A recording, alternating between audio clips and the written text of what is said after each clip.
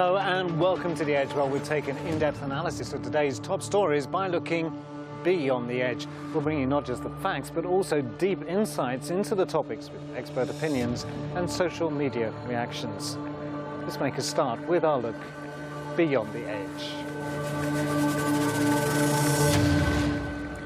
On Tuesday, during his Middle East tour, US Secretary of State Antony Blinken pledged that Washington would provide new aid to help rebuild Gaza as part of efforts to bolster a ceasefire between Hamas and Israel. Blinken has now arrived in Jordan for further talks. But what is the significance of his tour? What exactly does he aim to achieve?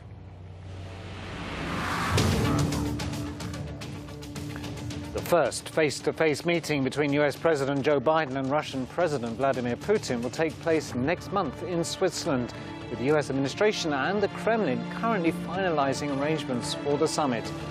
How will the meeting affect the relationship between the US and Russia? And what will be the main talking points? Jailed Kremlin critic ALEXEI Navalny appeared at a court hearing via video link on Wednesday, the day after saying that he'd been informed in prison about 3 new criminal investigations against him. How will Navalny's ongoing trial develop? How will the international community react? So these are the top 3 stories that we'll be taking a look at today from Beyond the Edge. Let's get started.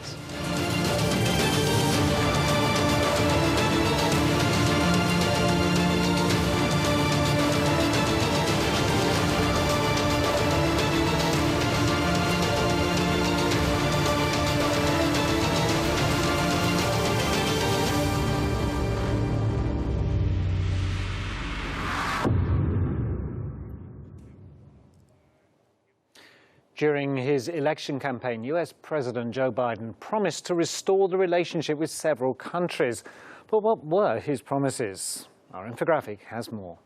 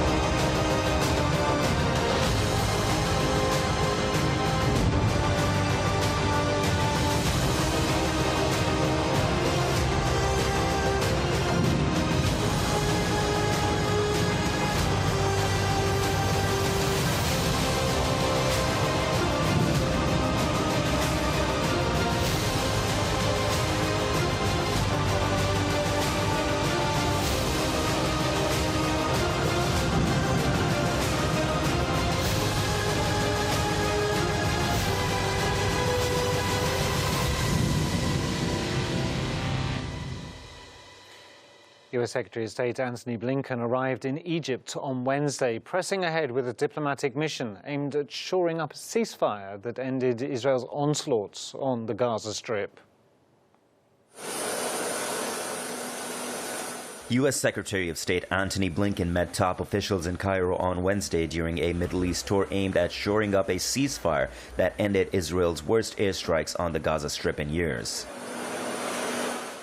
Egypt has long-standing relations with both sides in the region and played a key role in brokering the Gaza ceasefire after 11 days of relentless Israeli attacks in coordination with the United States.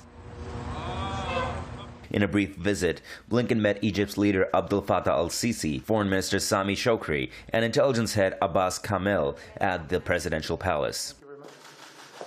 Blinken said that the United States and Egypt are working together to let Israelis and Palestinians live in safety and security. Blinken arrived in Egypt after stops in Jerusalem and Ramallah a day earlier on Tuesday. He pledged that the United States would provide new aid to help rebuild the Gaza Strip. During the 11-day Israeli airstrikes, Egypt opened the Rafah border crossing between Gaza and its Sinai Peninsula in order to provide medical aid and evacuate the wounded. It also sent a security delegation to Israel and Gaza to reinforce the ceasefire after it came into effect on Friday. And now joined live from Amman in Jordan by Amir Al-Sabila, who's a university professor and geopolitical analyst and columnist. Mr. Sabila, thank you for joining us here today on The Edge. We see that Antony Blinken is doing a tour of the Middle East, arriving in Israel just days after the ceasefire was brokered between Israel and Gaza and Hamas. What is the significance or importance of this tour? Well, actually, the most important thing, in my opinion, is the changing of priorities by the American administration. This was not on the schedule. We've been hearing during the past 2 months about Russia and countering Russia and China. The Middle East was not on the top of the agenda. And now we see that this conflict that sparked like 2 weeks ago brought the American administration now back to the Middle East and talking about solutions, talking about a roadmap, a peace settlement, which means now it's not something that the American administration is not dealing with. Now they should deal with it, because simply what changed since 2014 that we know during the administration, Trump administration, we didn't witness any kind of conflict or escalation. Now, in the first months of this administration, we witnessed this bloody conflict, and I think this pushed the Americans to rethink of how to counter this kind of conflict and stop any possibility of escalation. And this means today that the American administration came with a tour obviously related to a wider vision. That's why from here we see this inclusion of Jordan and Egypt. In the past 4 years, everybody was talking about normalization of relations, peace treaty between Israel and Arab countries, forgetting completely about the importance of a deal between the Israelis and the Palestinians. Now, after this conflict, I think we are back to a realistic vision. Any peace between Israelis and Arabs should start at least from a framework of peace within the Palestinian and Israeli issue. So this is exactly what I can see, that this escalation happened 2 weeks ago or started 2 weeks ago, I think pushed the Americans to rethink and think seriously that they don't want to see new episodes of violence in the Middle East, especially that at this stage, this American administration is very busy in other places, in Europe, in Asia, and countering Russia. So basically, I think there is a chance now by sponsoring or initiating again this kind of peace talks, serious peace talks, under the patronage of this American administration, pushing protagonists and key players in the region, such as Jordan and Egypt, to be more involved and more in touch with the Palestinian issue. Well, I certainly welcome your optimism, but obviously this is a situation that Joe Biden would rather not be dealing with at this moment. And we saw strong criticism against the United States during the 11 days of aerial bombardments. When in the UN Security Council, they refused to accept the joint statement, which would have been unanimous with their agreement. Is it perhaps true to say that the Biden administration hasn't quite worked out where it wants to go with this, and is just trying to keep the flames down so that it remains manageable for them? Is that the reality?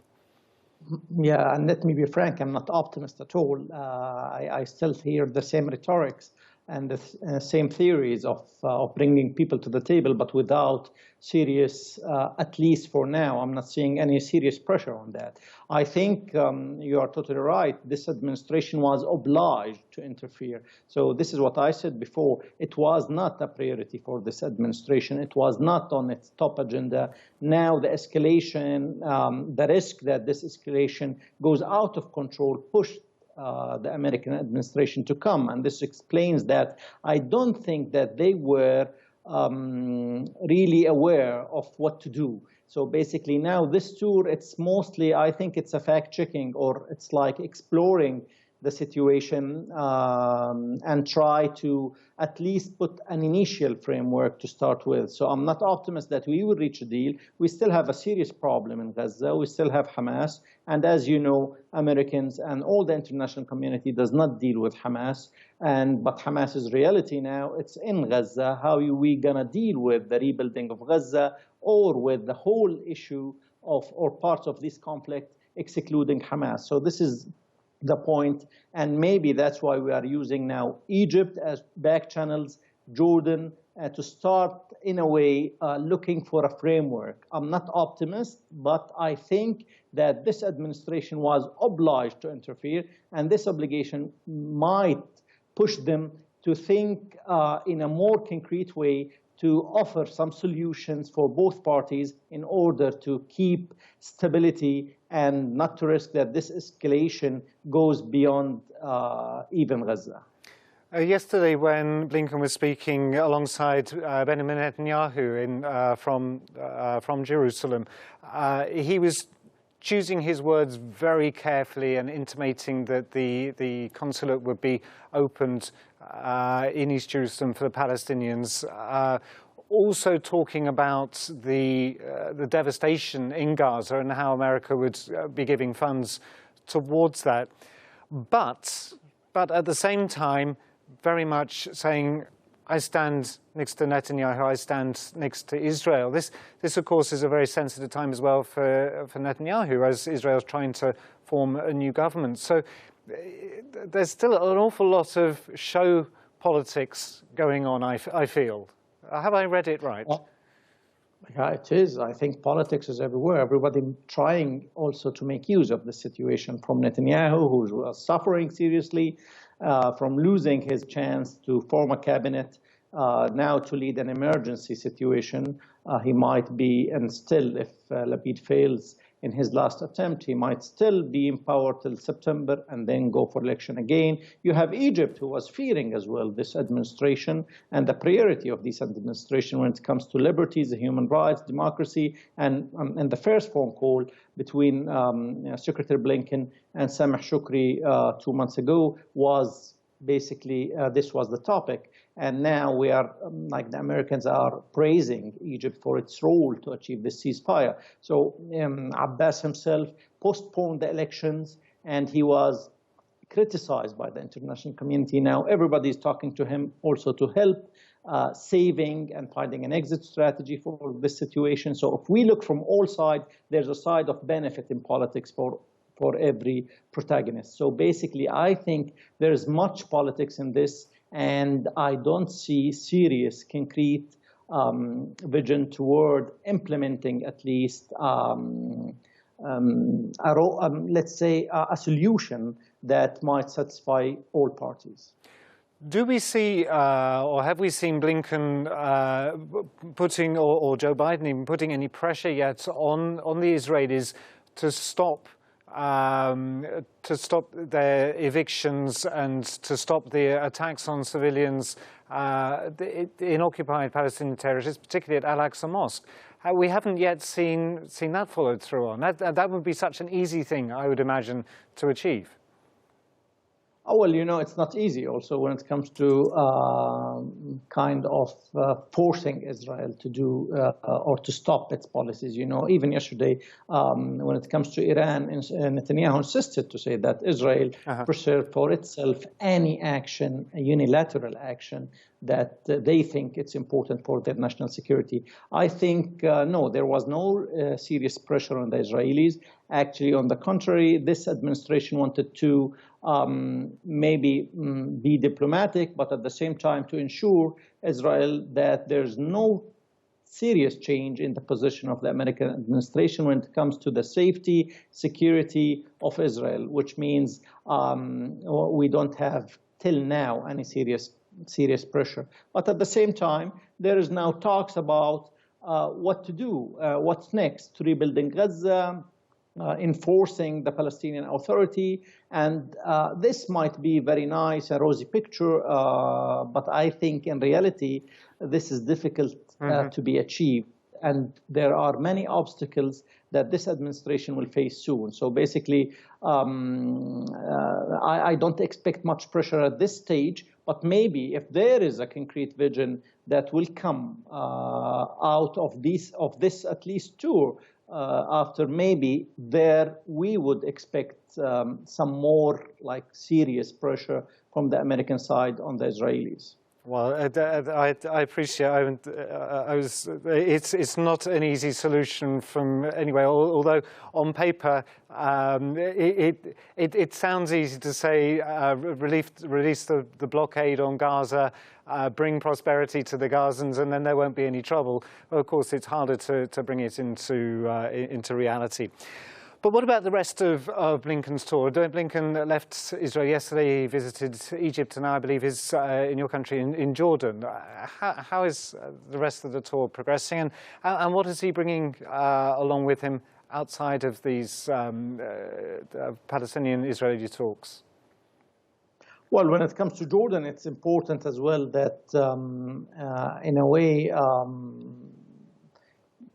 at least preserving for Jordan a more vital role when it comes to the region as a partner of the U.S., not just in the Palestinian issue, but maybe further when it comes to Iraq, the relation with Iraq and the future as well with Syria. From other side, I think this administration is very keen of the stability of Jordan, and I guess talks with the Jordanian leadership goes also in this direction, like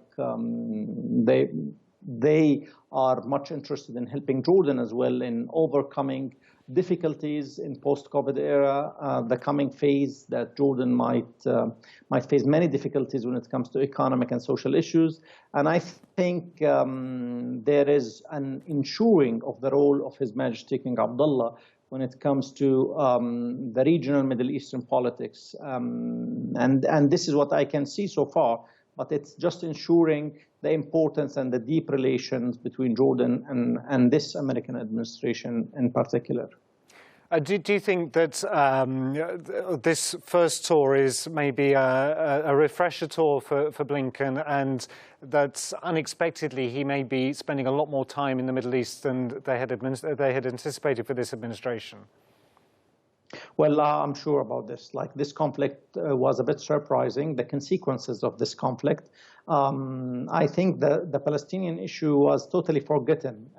Don't forget that when Trump decided or announced recognizing Jerusalem as the capital of Israel and moving the embassy there, the impact and the consequences were very little. So basically, everybody thought that a possibility of escalation, an intifada, or a KAYIS inside the Palestinian territories is not anymore an option. This escalation proved that this might be the trigger of a wider, let's say, escalation in the region. That's why I think the Americans were obliged to interfere again. So basically, if the Middle East was not on the agenda, I think now it is on the agenda. And if this American administration wouldn't or they didn't want to tackle the Middle Eastern issues, or this issue at least, as a priority, now it's a priority because it's related also to the national security of one of its best allies,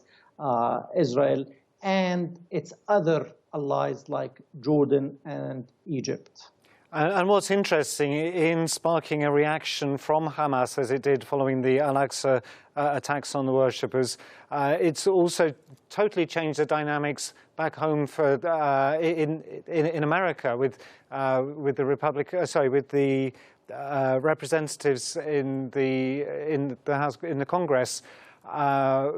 Many now making very open statements in favor of the Palestinians. So maybe the US will have to recalibrate its view on this region.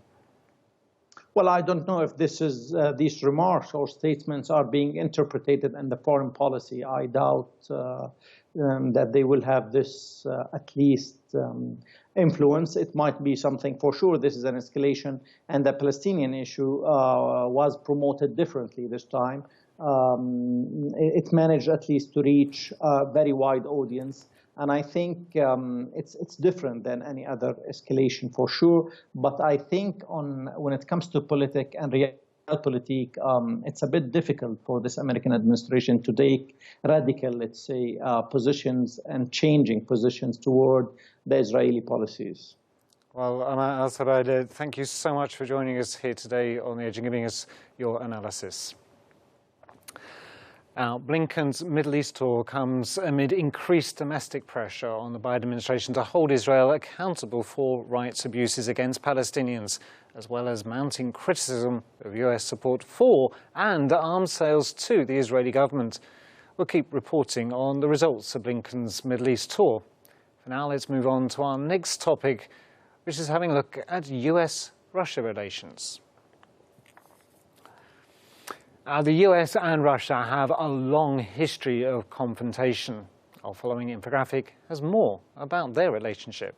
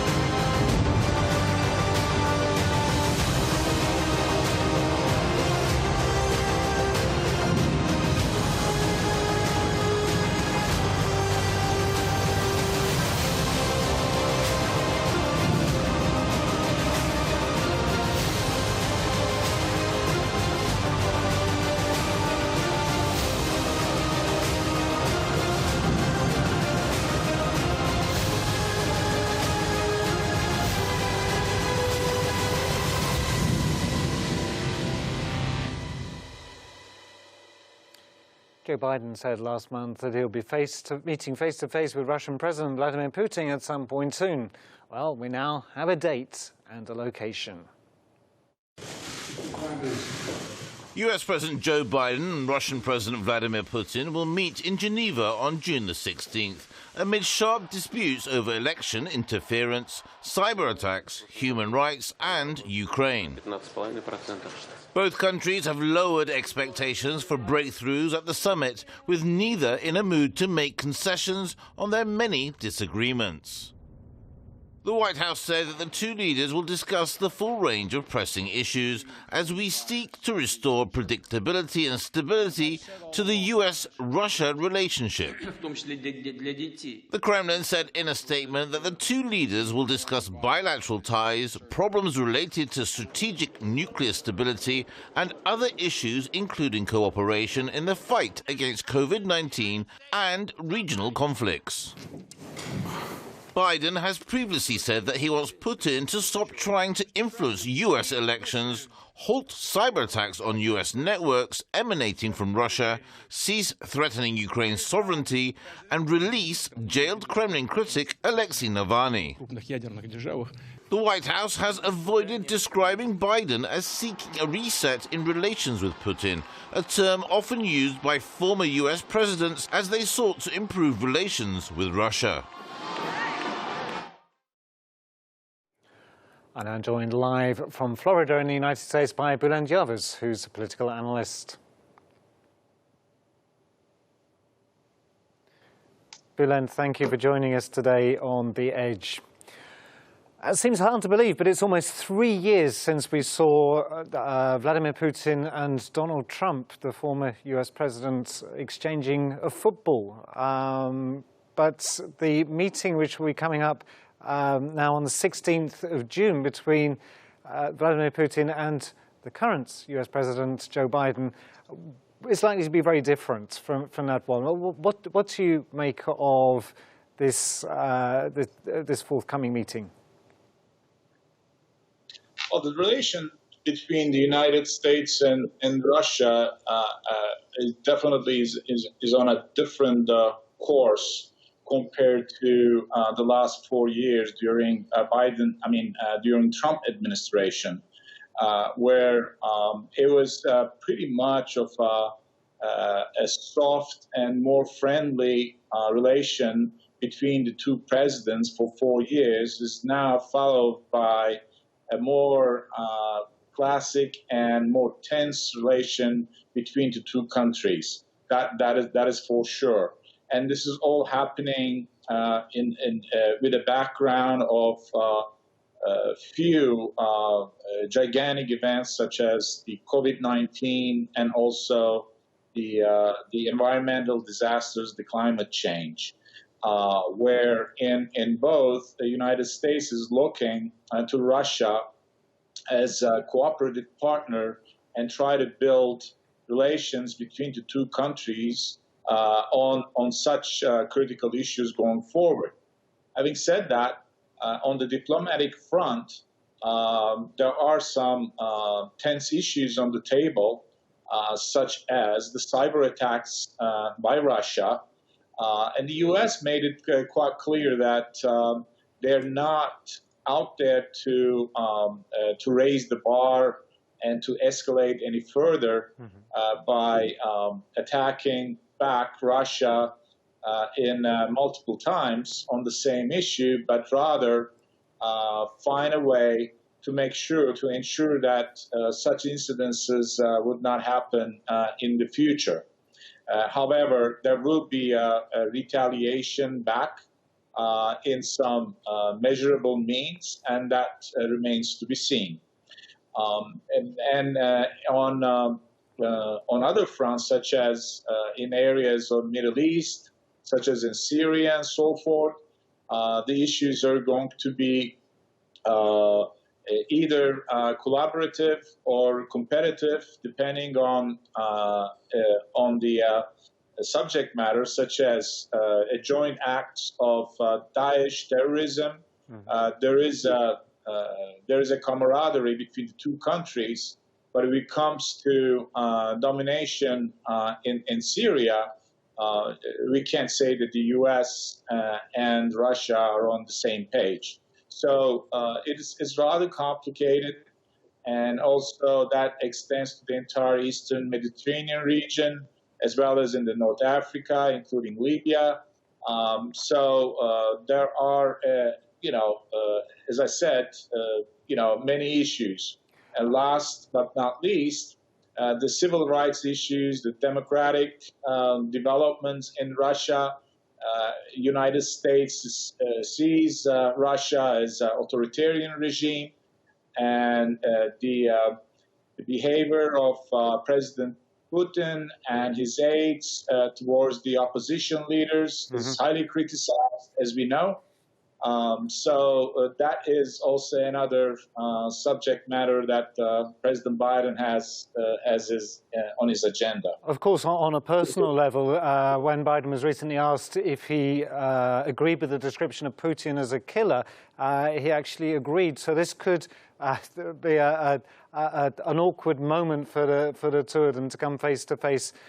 But as you mentioned, there are lots of other issues, the SolarWinds hack and Nord Stream project, which has had sanctions, but I believe those now may be lifted before this new summit. What's the rationale behind that, do you think, and how does the Senate and Congress react to moves to withdrawing sanctions if Biden decides to go ahead with that? I think it's just a matter of practicality. First of all, the project is very close to its completion at this stage, and there is significant opposition from some of the European governments, such as in Germany. They were not comfortable. That's a given. But practicality, actually, I mean, the project is closer to the end, and so therefore, I think the U.S. does not have a very strong position on that matter, as opposed to issues in Ukraine. There is a much firmer stance that Biden administration and President Biden probably will talk about to President Putin. So he has to really pick and choose his battles when he sits down. And interestingly, the date of this meeting is scheduled for to follow on from several other meetings. The meetings in the UK with the G7, and then in Brussels for NATO, and also with the leaders of the European Union. What do you think they will be doing to prepare Biden for his meeting, and do you think that they will have any special requests to put pressure on Biden to lead his talks in a particular way? Well, I think the one issue that is, I'm sure, that in everybody's mind is what is the U.S.'s long-term strategy with China? Mm-hmm.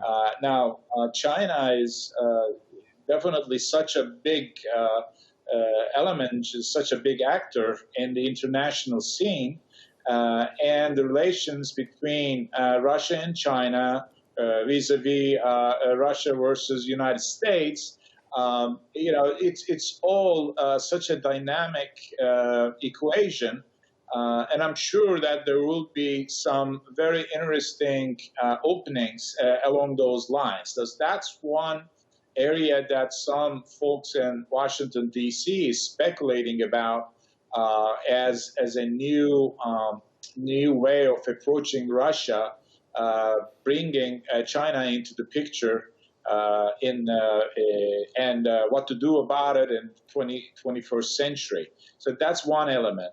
But I think the relations with Russia is going to be tense in certain areas. I think the overall strategy is to contain and not to escalate any further. That's the prevailing feeling in Washington, D.C. We don't really see much of hawks going after Russia to escalate the tensions between the two countries. Of course, there are folks who support that idea, but I'm not really sure President Biden is really prepared to do that. He wants to really put his focus in Asia, such as this latest a conflict that flared up in the Middle East was definitely bothersome for him for keeping his focus, because his entire team is really preparing positions, for how to encounter the growth of China in the areas of conflict. Mm-hmm. Now, obviously we often think about the struggles between Russia and the United States. We both grew up during the Cold War, so we know the long history there. But also there should be areas of common interest, as you just mentioned with China. And do you think that Joe Biden might take the opportunity to try and find avenues through which these two leaders can work together to make a difference? They both have distant relationships with and strong allies in the Middle East. With this recent flare-up between Israel and Palestine in the last weeks, the Middle Eastern region is under tremendous pressure at the moment to find its path forward. This, I'm sure, will be a huge topic to come up in June. How do you think they might work something out together to go forwards? That's a great question. One of the things that's going to happen, of course, is that President Biden is going to meet with the European leaders in NATO and G7 and so forth prior to this meeting. And his policy is, and his motto is, that we are strong and convincing if we act together with our allies. So he gives tremendous importance to the U.S. allies, and that's a marked difference between President Biden and President Trump. President Trump, if we all recall, in the 4 years, he really, shrugged his shoulders, and he wanted to move along as the United States when it interacted with the adversaries pretty much unilaterally. Definitely downplay the importance of the alliances, including NATO and European Union. We see a just 180-degree opposition from President Biden. So what I try to get at is that before this meeting is equally important for President Biden is how he can come up with a unified strategy before he sits down with President Putin. And we all know that Europeans look at Russia very different from the way that the U.S. is looking. Certainly. So there is a bigger interaction between the European countries and Russia in the areas of, especially in economics and in energy and so forth. So therefore, that common denominator is what he's been searching ever since he became president, and through the Secretary Blinken and other interactions that he had, and this new challenge that actually is not a new challenge, is the flare-up of a chronic challenge in the Middle East. Could be another avenue of cooperation between the United States and Russia as well. It remains to be seen. And indeed, if they can, or maybe we can give them some advice that if they can find common areas to work on, they might build stronger relations between the countries, which could be beneficial. Let's hope they're watching A News.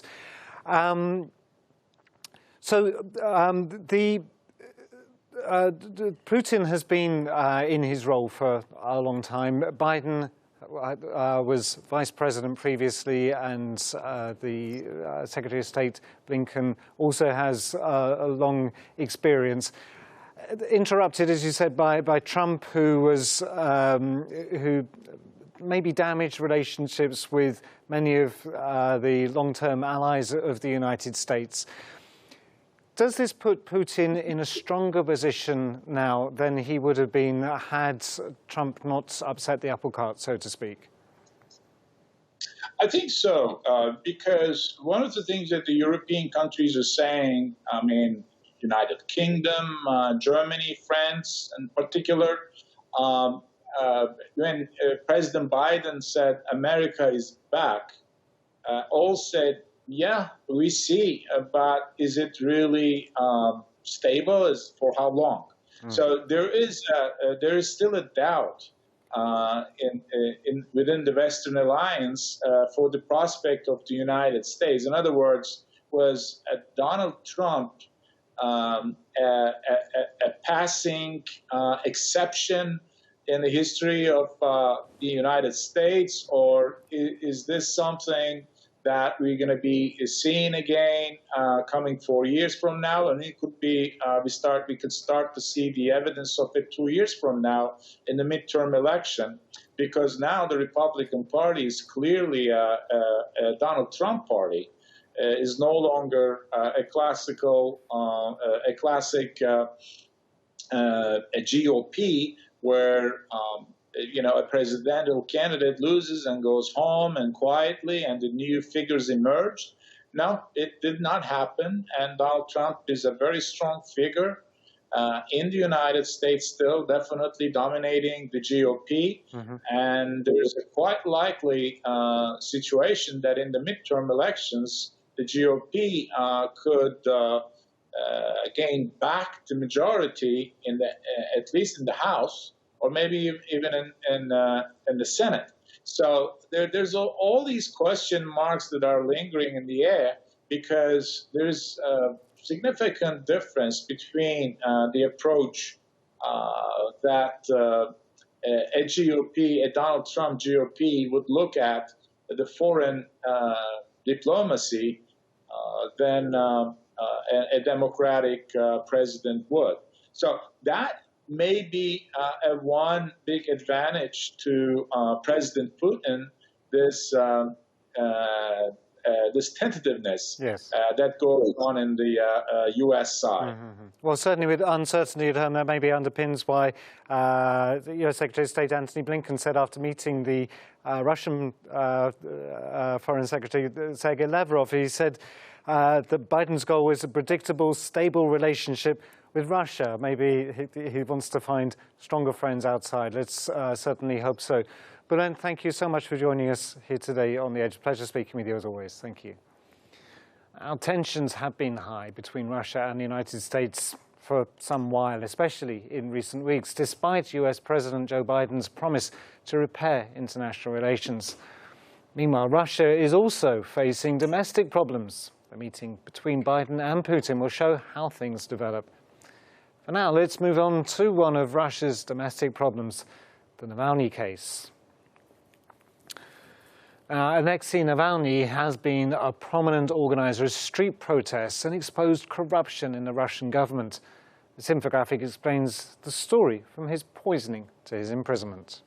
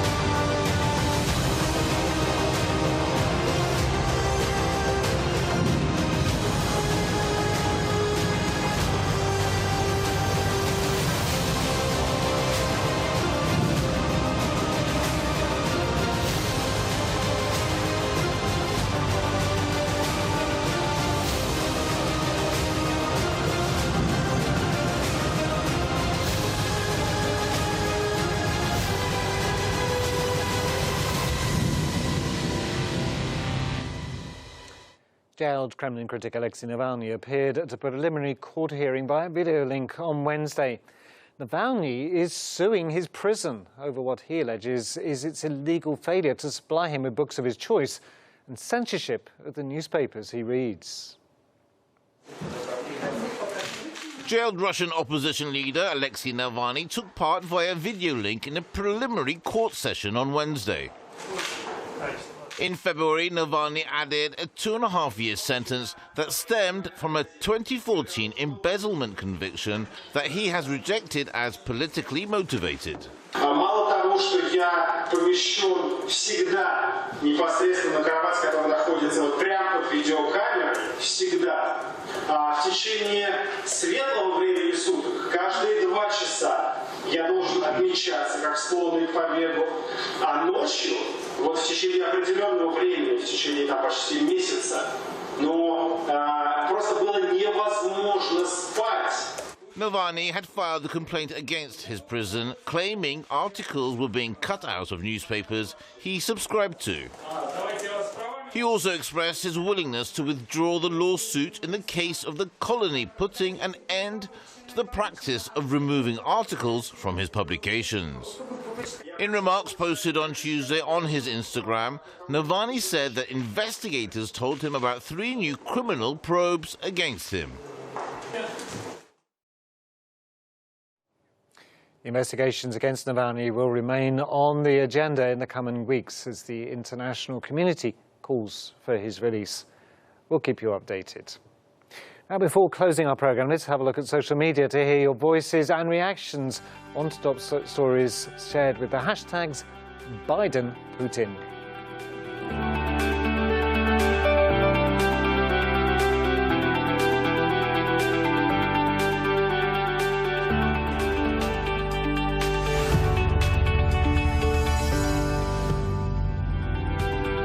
And let's see what you've been writing about Biden and Putin on Twitter. Rick Harris says after a few easy honeymoon months for Biden, he gets his first big test on the 16th of June in Geneva at the US-Russia summit with Putin. It will be fascinating to see the tone and commitment in this meeting. Time to stand up, Joe. And Fahad Zafar says President Putin and President Biden to hold a summit in Geneva on the 16th June 2021. Important discussion on bilateral cyber attacks and number of global conflicts, Afghanistan, Israel, etc. From unipolar to multipolar worlds. And Jennifer Provoting Rubin says, I'm less worried about the timing of the summit. Russia is always doing something objectionable, so Belarus shouldn't be a barrier, but very wary of meetings with no predetermined deliverables.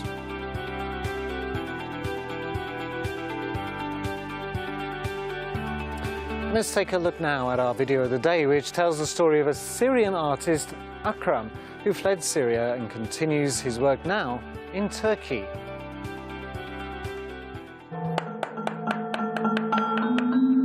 تماما أنا قبل ما خرجت من دير الزور دفنت أعمالي بأرض مرسمي وحملت كيس تراب أحاول إني أشم رائحة بلدي من خلال.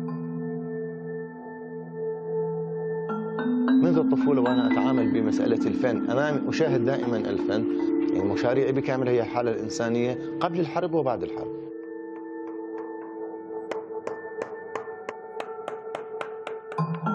لكن ما يجري في سوريا أنا لا أستطيع أني أرجع إلى سوريا بهذا الوضع يعني. بتركيا في مساحة كبيرة اللي صارت. النحت أنا عندي النحت ما هو تجارة مالية عندي، أنا النحت هو رسالة من روحي أنا. يمكن أن أنا شاء القدر أني أكون نحات، أنا قام أدرس عمق الحزن. الحزن هو حزن العالم من خلال الحروب، ليس بسوريا أتكلم. أتأمل أن يحل السلام في وطني وفي جميع العالم. And that's all for this episode of The Edge with me, Andy Boyns. Stay tuned, we'll be back tomorrow with more in-depth analysis on the top stories and a look beyond the edge.